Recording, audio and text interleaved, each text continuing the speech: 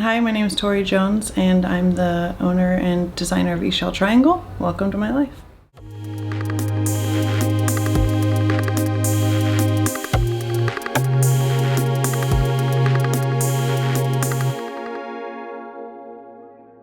I really didn't understand how social media worked. It's still kind of baffling to me. I mean, I understand it now, I just don't know if I love it.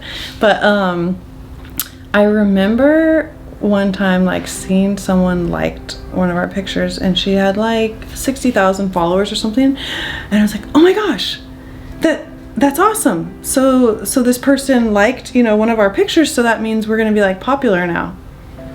I had no clue that didn't actually mean anything. Then maybe, I don't know, I'd say like at least like a year or maybe 2 years in, then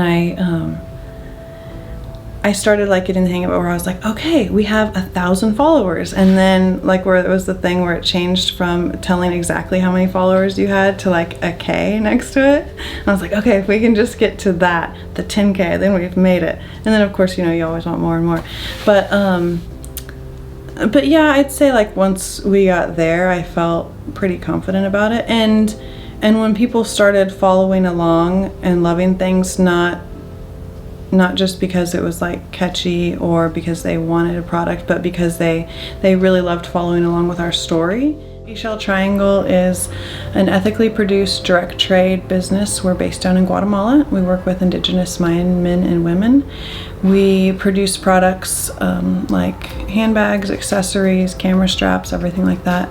All of our products are 100% handmade. Our weavings are done on a backstrap loom, which is the traditional Mayan style of weaving. All of our leather is cut and veg tan dyed in Guatemala. Everything is assembled there. We work only with co-ops. I don't work with factories. Our artisans receive 25% of profits. This one. So I have to do a lot of photography because like all the products are one of a kind. So all the weavings look different, all the bags are different, unless it's one of our all leather products. If it's our woven products, then every single one has to be photographed. So every time we get new inventory, we have to shoot, like all the time. And why Guatemala? My grandma moved to Guatemala when I was like 5. So when I was a little girl, she moved down there just to write a book and live, and fell in love with the country, and she stayed down there. So then when I got older, I started going down there more, visiting. It wasn't anything about a business, it was just my life, and that was part of it. And I was really close with the people in the community, friends there. Now we're on like the 4th generation of families that we've known. So kind of, here's backstory if you want it. I was just going down to Guatemala a lot with my grandma and visiting, and I had started supporting the education of a couple kids down there, Jose Mario and then his sister Emily, and then their brother Alan Steve, who is actually named after my great grandpa and my uncle, or my great uncle. And there's a lot of different, there's like a Kelly, this is like a tangent, which I always do, so sorry, I'm a really bad storyteller. There's a Kelly, there's a Tessa. Kelly's my cousin, Tessa's my sister. There's a Carol, Carol's my grandma. There's a Steve, Steve's my uncle. There's an Alan, Alan is my great grandpa. There's just a bunch of different people in Guatemala like named after my family members, which is such a great honor, and it's just really awesome. Anyway, so we were at our friend's house having dinner, and they're our friends. When I say house, it's like dirt floor situation, don't drink the water. Like the house, the siding on the house is kind of, I don't know what kind of materials you would call it, stuff that you would find in a dumpster here. But they are our friends, and these are the people that my grandma had been helping to support the education of their children for like 2 generations already. And so I was talking to Jose Mario, and he had said like he wanted to go to school and become an architect because he wanted to build his mom a real home, because they've never had one before. And so it just really like touched my heart, and I really loved him, and he was very sweet and so smart. And so I told he and his siblings, like, okay, if you guys will stay in school, then I'll pay for your education as long as you'll stay in school. And at this time, I had just graduated college, like maybe like a year or two before, and I was teaching, before I started Ixchel Triangle, I taught inmates in prison. So that's what I was doing. I was working in the prison system, sending money down to Guatemala. And after like 2 years of doing that, you know, I'd just send money every month and be visiting and stuff. It was becoming apparent to me that my heart was more in Guatemala than with my inmates. Even though I loved working with inmates, I just wanted to spend more time down in Guatemala and really come up with a way to create the funds there rather than work in the US and send the money down to Guatemala.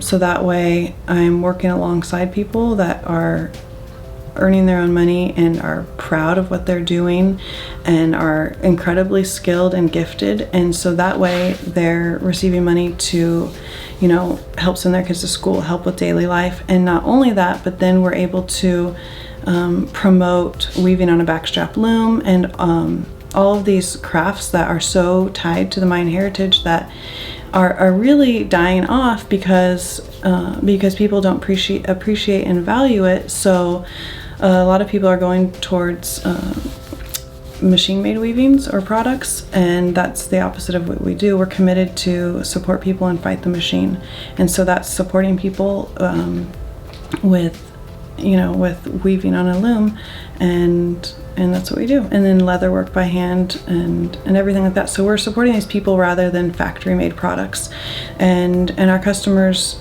I hope and I really do think that they can see there is a total difference in quality. They're changing somebody's life. They're being a part of something bigger than themselves, and they're also receiving a beautiful product that will last them because it's quality. But yeah, so with the social media, I think because I didn't have a very good grasp of how it worked or what it was even about, it was easier for me to be okay with not being have a good following at first. But then after a while, when I started seeing when a lot of influencers were reaching out, then I knew, I'm like, oh, okay, we have something that people like, and I could see the growing, and not just influencers, but then also other businesses like wanting to work together or to collaborate. And I felt like that was that's when I really started realizing, like, when you go from being the person that's reaching out to everyone constantly to then people contacting you, not that it changes anything, because most of the times the people that we work with that I love working with the most and it works out really well are the people that we've contacted and reached out to because we really love what they're doing and want to work together. But just seeing that, like, when that kind of starts to shift of when people are contacting you, then that's when I was like, oh, okay, I feel pretty good about this. Yeah, for me, social media, it's a real love-hate kind of relationship. I'll just put it out there. It's been wonderful for growing a business, especially when you first start a business and you don't really have a marketing budget, because we're totally self-funded. So I never took out money or investment from anybody. So it's been wonderful in that way, but it's also really hard because you're on social media because I'm the one interacting with people. So then I see a lot of things where, sometimes there will be somebody that doesn't know anything about our business and then be really rude because they think maybe we're taking advantage of people in Guatemala. It's obviously you know nothing about me or nothing about Ixchel Triangle, because it's the exact opposite of that. So just not taking things too personal, but then then there's so much love, a lot of people that are just very supportive. So it's just finding the balance in that, and then also being able to turn it off, realizing it is this great tool to utilize, but it's also not real life. As much as we have to show the real life of Guatemala and we're going to show what we're doing and stuff, it's it's not though. Most people, they're either only putting like their highlight reel, or they're putting things up, to be viewed a certain way, and that's how it works. Like, if somebody was following you around all the time, like, this is, like you were doing with us today, you're gonna see the things that you don't really see when you're on social media, and so it gives people like a false view of how things are. And so I think like that's really good to remember, that it's just not, things aren't always as they appear. And then also to not compare, because it's true what they say, that comparison is the thief of joy.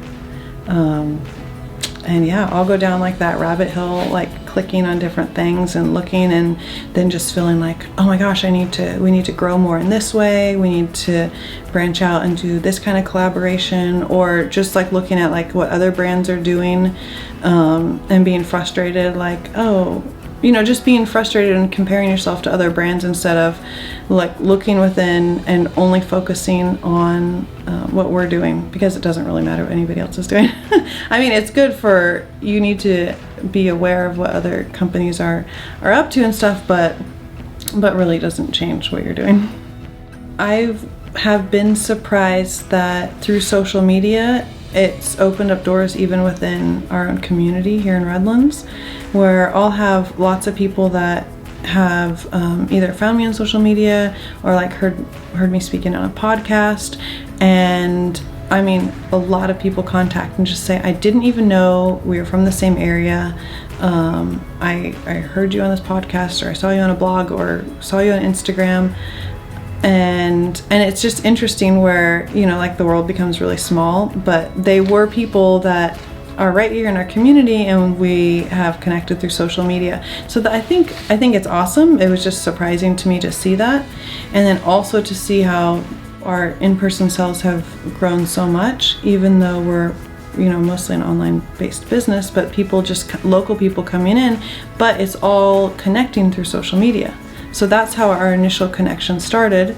And then whether they become customers or friends, then they're coming in person, and we're getting that personal connection. So that's the part that I really love. I don't love the social media part about it, but I love what it does and how it can connect people, and then that you can actually have a real relationship with them, or meet a customer in real life. And so I do appreciate what social media has done and different parts of it. I just don't love it as a whole.